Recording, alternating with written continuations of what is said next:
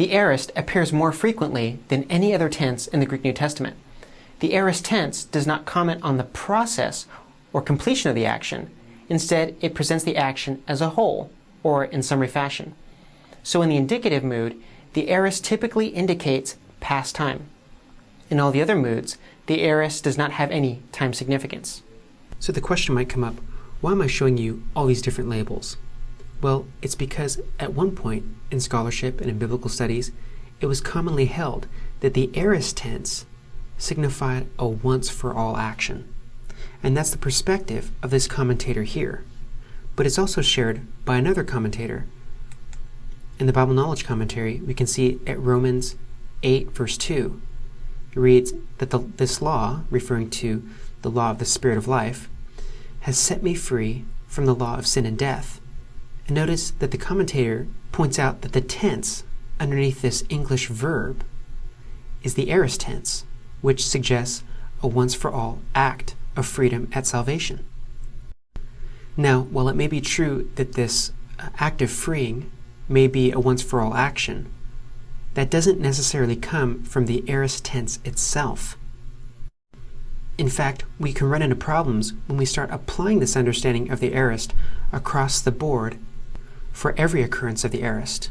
For example, I can think of some places where Jesus went up to Jerusalem more than once, and I'm wondering if the verbs that talk about his going up to Jerusalem are in the aorist tense. So what I'm going to do is go up to this search dialog here, and I have Bible selected, searching in the Gospels, in the English Standard Version, and I'm going to type in the word Jerusalem,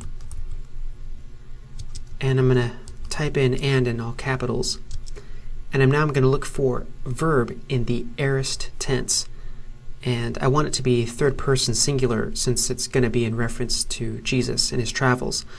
So I'm going to type an @ symbol, and V for verb, A for aorist, A again for active, I for indicative, and then a 3 for third person, and an S for singular.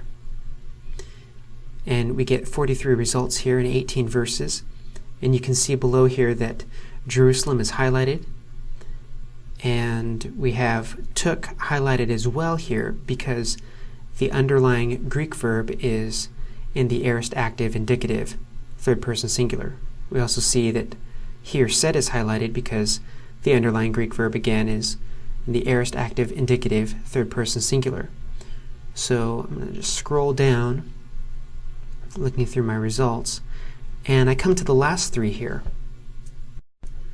And we can see that we run into a problem here when we think of the aorist as only signifying a once-for-all action. Here is underlying Greek verb is in the aorist active indicative, went up to Jerusalem, and then he goes to Galilee. And then in chapter 5, verse 1, Jesus goes again up to Jerusalem. Now, do you see why the aorist can't signify just a once-for-all action? Here, because Jesus went up to Jerusalem twice. In both instances, the verb here, went up, is in the aorist. Instead, the vast majority of uses of the aorist are in a simple or constative fashion. They simply indicate that an action happened. And that's what we have going on here in these verses, John 2:13 as well as 5:1. And now you may have heard that somewhere it talks about Jesus having died once for all, and that verb being in the aorist tense.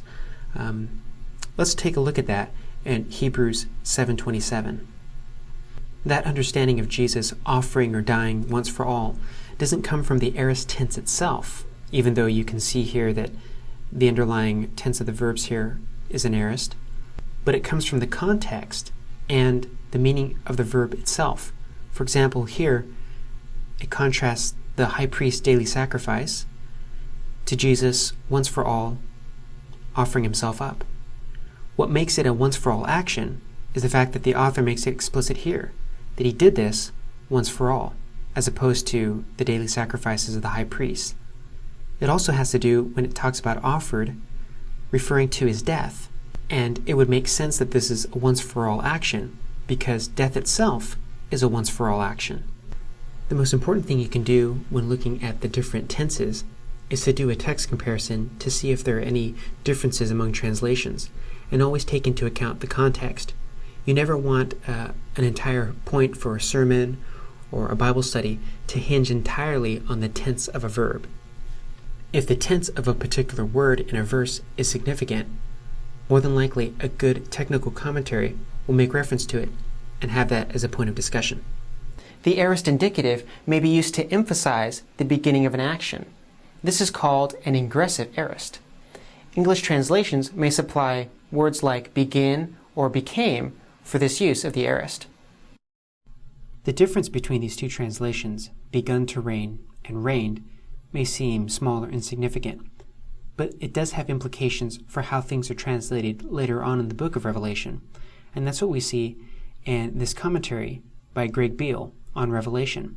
And he notes that in chapter 19, verse 6, we have the same lemma here, basileuo, which has this inflected form here in this verse, a basileusin, and that this may be taken as an ingressive aorist, being translated with the word supplied, he began or has begun to reign, and that this can be taken here instead of a timeless aorist. And then he gives his support for taking this interpretation. The ingressive aorist is evident from the literary and thematic link with the climactic expression of God's reign in verse 11:17. This is the verse we just looked at. And from the contextual reference to Babylon's judgment, which implies that God's reign is established after that judgment. So it's possible that the translation in chapter 11, verse 17, may be he reigned, and it's true that in a sense God has always reigned, but the translation begun to reign, or he began to reign, helps mark a transition, that God has judged his enemies, and in doing so has set up his reign that will be without opposition. Sometimes an aorist indicative is used for expressions that are true to life.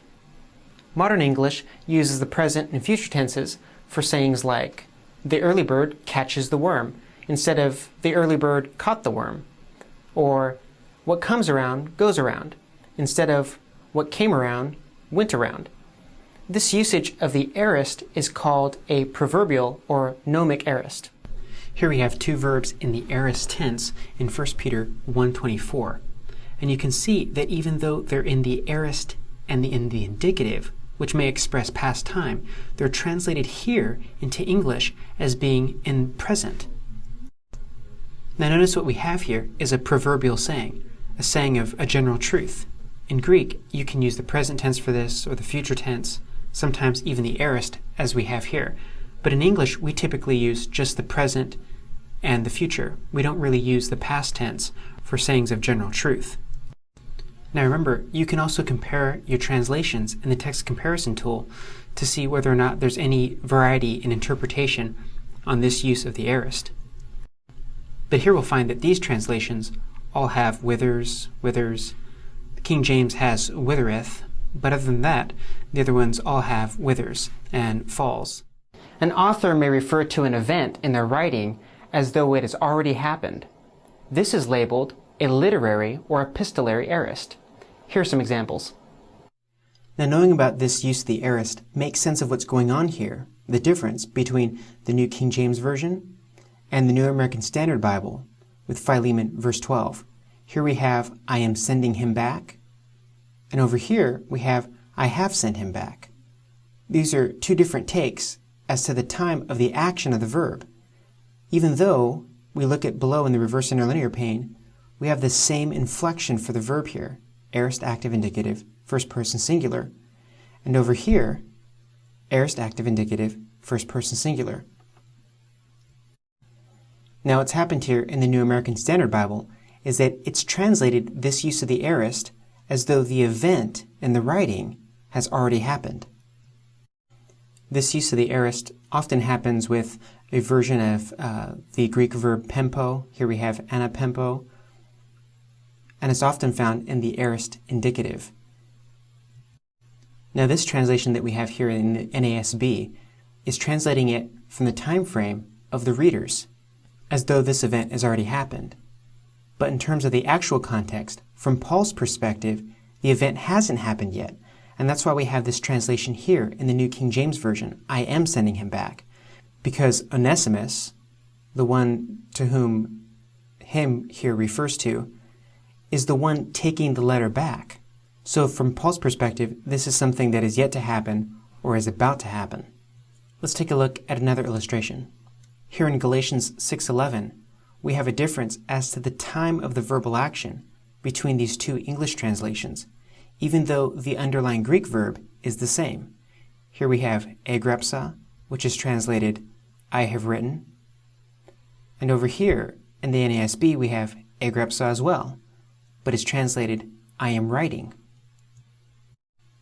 And again, knowing about the use of the aorist in this way, what's called an epistolary aorist, helps us account for the difference between these two translations. The New King James Version over here is translating it from the perspective of the readers, as though the event has already happened. Over here, the New American Standard Bible is translating the aorist from the perspective of Paul, that even though this is an aorist indicative, which can refer to past time, this is a present time event from the perspective of Paul. Now, according to some scholars, this different translation or rendering of the aorist in this context has some implications for how we look at the letter as a whole. In his commentary on Galatians, Timothy George notes that, going back to Chrysostom, some commentators have argued that the translation, I have written, meant that Paul wrote the entire letter of Galatians by his own hand with abnormally large characters. But he notes that it's better to read this as an epistolary aorist and should be translated, I am now writing, as it is in the RSV and NASB. And so the autograph portion of the letter would include 6:11 through 18 and not the entire epistle. So you can see how knowing a little bit about the range of uses of the aorist can help you make sense of the differences between translations and get you into the discussion and commentaries.